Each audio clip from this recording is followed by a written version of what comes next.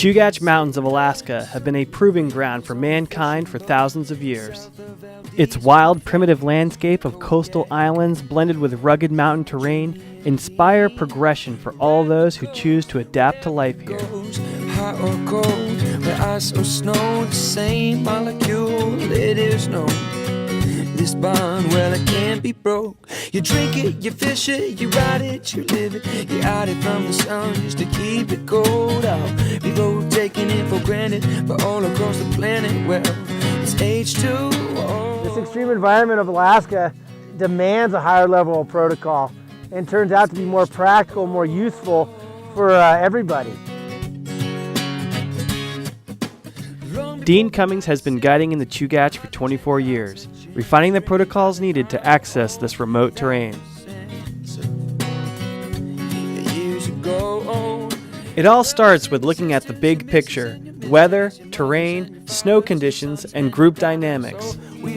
We have a responsibility to develop a forecast for the region we're visiting and choose the best routes based on the conditions.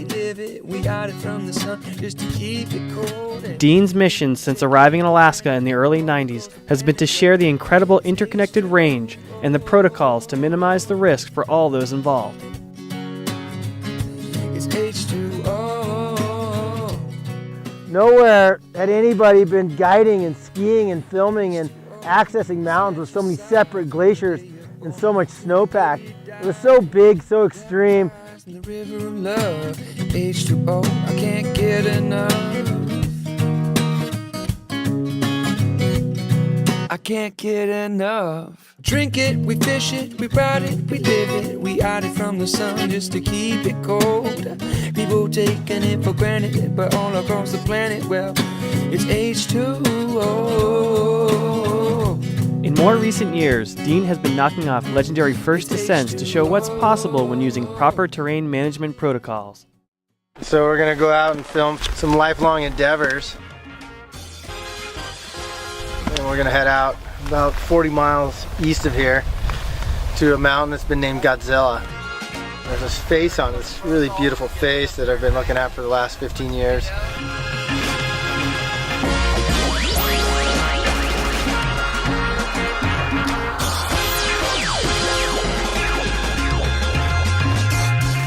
Godzilla is glaciated from the top to bottom. My biggest concerns are the birch runs, seracs, crevasses, and all of these things create unsupported slopes.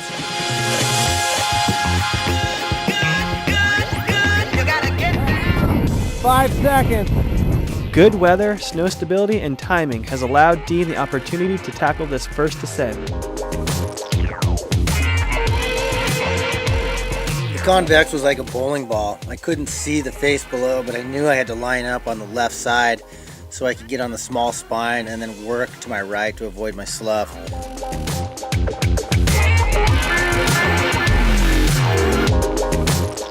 The hazards on the first part of this descent involve navigating a massive ice serac, birch runs, and skiing above a 1,000-foot icefall exposure.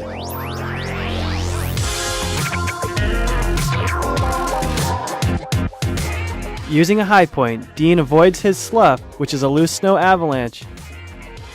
I needed to line up above the small spine so I could work right to avoid my slough so I wouldn't get swept over the huge ice serac below.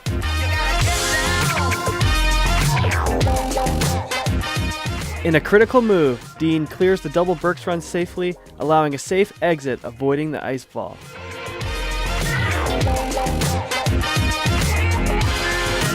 Dropping into the second pitch, Dean skis high point to high point, or apex to apex. The second face was exposed getting onto it, but the snow was incredible.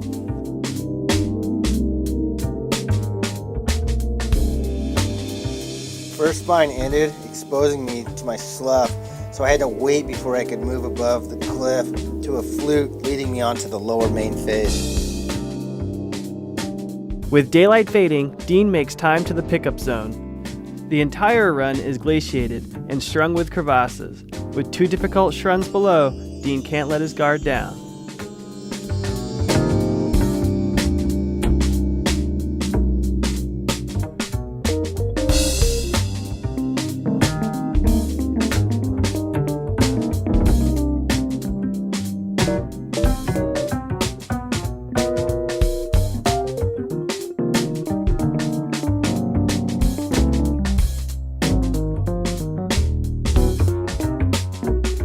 it's just amazing to see, all of us get in the moment and get so into what we've committed our lives to. If it's not photography or skiing or mountaineering, it's just combining all of our skills together is what makes it so rewarding and so makes it happen, makes it come together, and just so amazingly rewarding. Just such an incredible experience.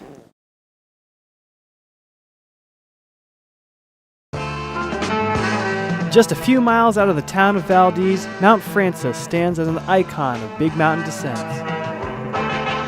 Mount Francis is an incredible mountain. It's something I can see out my window from the living room. When I'm coaching my son at baseball, it sits right above the baseball field.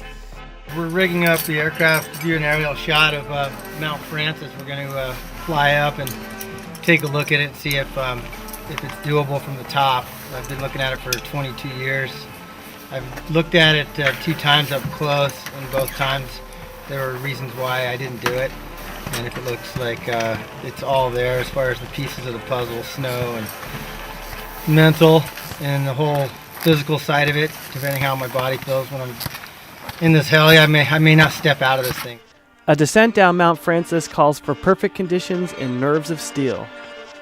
A large ramp is guarded by an 80-foot cliff drop and hung over a 300-foot cliff exposure.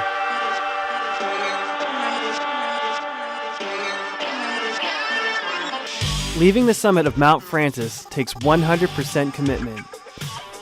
Top of Francis. I've attempted it multiple times. I went in there with film crews and decided it wasn't a go. I've climbed up it, looked at it, decided it wasn't a go. But this year, it was perfect. It was the year to do it. Everything was coming together, and so I had to go check it out. The jump ahead is challenging, and Dean knows he has a 50% chance of sticking the landing, given the steep takeoff. When I landed, it was wild. It was like time stood still. I did one big tomahawking flip and realized one of my skis came off.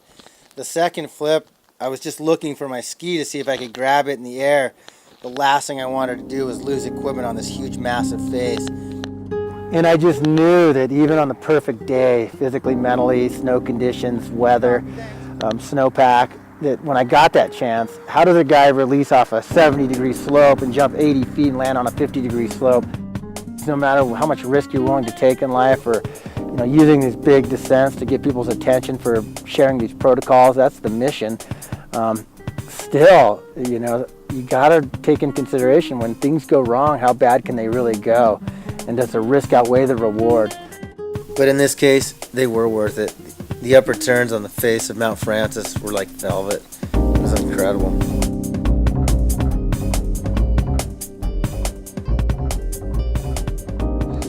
I don't know, when you're just doing stuff that hard and that difficult, sometimes you just, you got 90% chance of not making it. It's just one of those out of the box lines where it's just so hard to get. If you try hard and live hard, a lot of times you live lucky. And in this case, I was lucky in the sense that I didn't go off that next 400-foot cliff. But I would question something of this magnitude ever again in my life, just before I did anything like that again. Or I'm not sure I would take that big a risk again.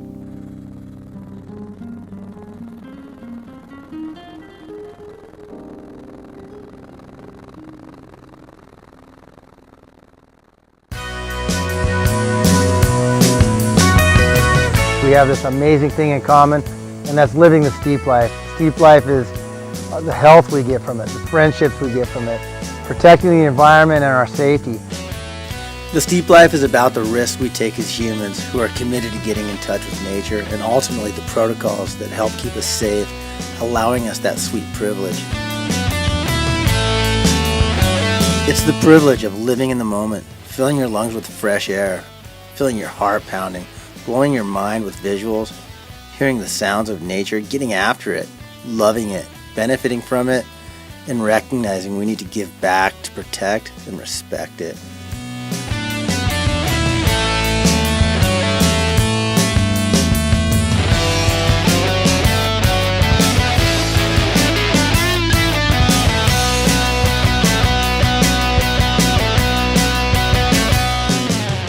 The Chugach is legendary and continues to inspire us in countless ways. These mountains are a steadfast reminder to weigh the risks and rewards for every endeavor. Listen to the mountains and the responsibilities of your life. Ultimately, leave nothing but track.